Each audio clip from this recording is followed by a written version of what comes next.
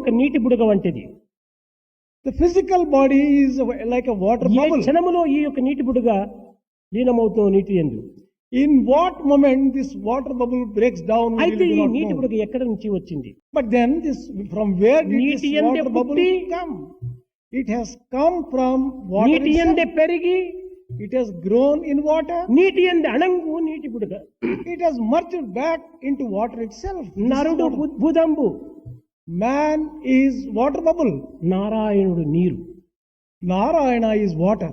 కనుక ఈ బుడగ కేవలము నీటి నుండినే పుట్టినటువంటిదిగా ఉండినప్పుడు ఈ యొక్క నరుడు కూడాను నారాయణ నుంచినే ఆవిర్భవించినటువంటి వాడు.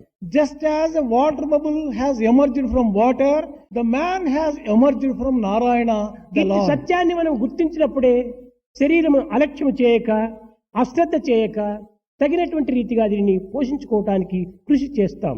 Only when you recognize this basic truth, we will take steps to take care of this physical body in a proper way and look after it.